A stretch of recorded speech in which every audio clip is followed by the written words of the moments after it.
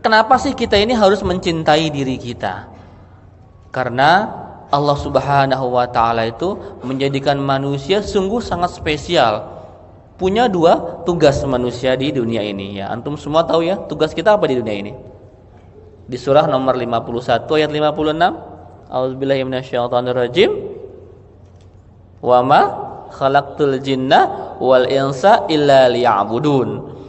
Ya, antum kalau mau mencintai diri sendiri harus tahu dulu ya, diri sendiri ini diciptakan ini untuk apa sama Allah Subhanahu wa taala. Yang pertama 5156. Wa ma khalaqtul jinna wal insa illa liya'budun. Untuk ibadah kepada Allah Subhanahu wa taala. Yang kedua apa?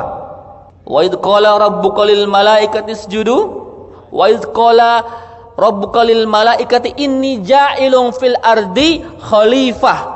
Ya, jadi tugas manusia yang kedua setelah pertama ibadah, yang kedua menjadi khalifah. Ini nggak main-main loh kita ini.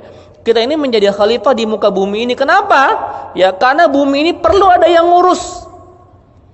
Ya, di bumi ini perlu ada orang-orang yang terus mensiarkan agamanya Allah Subhanahu wa taala. Ya kita ini nggak main-main loh tugasnya, ibadah sama jadi khalifah. Nah, jadi kalau kita tiap hari baca doa iftitah apa? Innas salati wa nusuki wa mahyaya wa mamati lillahi rabbil alamin. Itu Masya Allah, itu ikrar janji kita kepada Allah Subhanahu wa ta'ala. Innas salati, sungguhnya salatku, wa nusuki dan ibadahku, wa mahyaya dan hidupku, wa mamati dan matiku lillahi rabbil alamin, untuk Allah semata. Ya, pahami dulu tugas definisi kita sebagai seorang makhluk, baru kita bisa mencintai diri kita sendiri. Terus bagaimana sih cara mencintai kita yang benar tuh? Cara kita mencintai diri kita ini yang benar. Yang pertama, antum jangan menzolimi diri sendiri. Terutama para ikhwan ini. Saya kadang-kadang agak miris ketika ada orang memilih untuk zolim kepada dirinya sendiri, padahal jelas-jelas yang dia lakukan itu menyakiti dirinya sendiri. Contohnya apa misalkan? Mohon maaf. Apa tuh?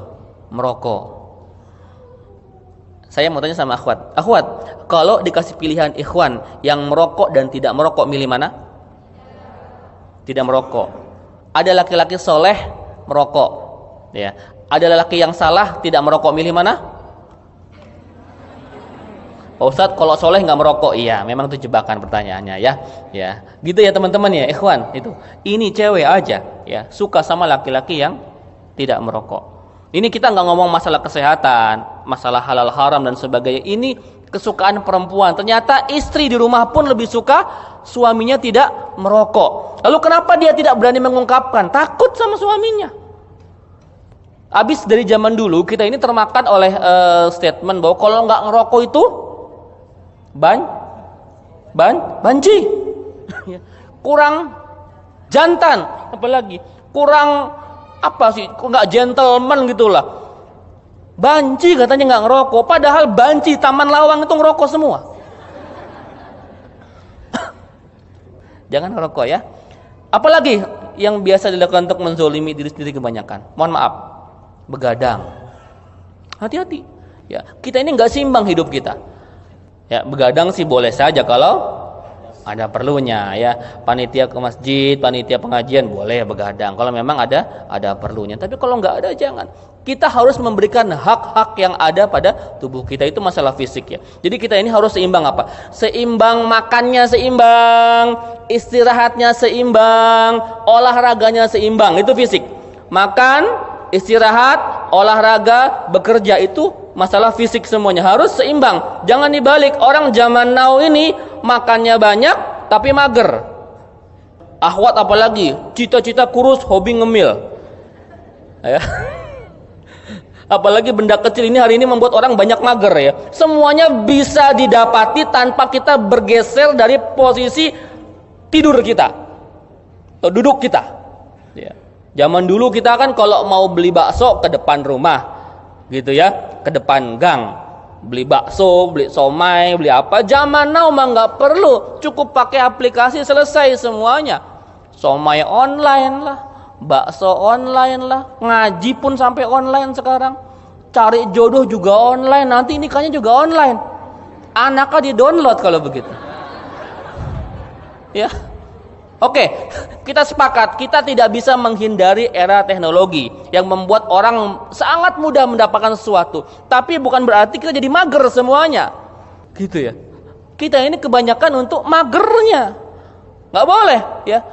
Kalau sayang sama diri sendiri, kita harus menyeimbangkan diri kita. Cukup makannya, cukup juga geraknya. Gitu ya. Ini sebenarnya muhasabah juga buat saya. Saya masih kegemukan ya kata istri saya ya. Saya harus banyak bergerak nih. Saya ini bergerak mulut doang masalahnya. Ya. Dulu sih rajin olahraga, sekarang karena waktu terbatas jadi yang banyak olahraga mulut sama olahraga jempol. Gitu. Gitu ya. Seimbangkan makannya, seimbangkan olahraganya, juga seimbangkan apa? Seimbangkan nutrisi otak. Ya. Kita cukup nih dapat gizi yang baik, makanan yang baik, tapi otak kita ini mager gitu loh. Nggak ngapa-ngapain, di situ-situ aja, nggak dipakai untuk beraktivitas, ini juga bahaya. Bahkan kalau bercanda-bercandanya orang luar negeri itu, kalau dikumpulin tuh otak manusia di seluruh dunia, maka otak orang Indonesia itu paling mahal nilainya. Kok paling mahal? Iya paling mahal, karena masih orisinil. Gitu ya. Saking jarangnya dipakai. Gitu ya, itu singgungan sebenarnya ya. Jadi seimbangkan juga nutrisi otak kita. Caranya bagaimana? Ya tolabul ilmi. Karena menuntut ilmu itu hukumnya wajib, dari A sampai Z tentang agama kita antum semua harus tahu. Begitu ya. Jadi seimbangkan dalam beraktivitas tawazun namanya.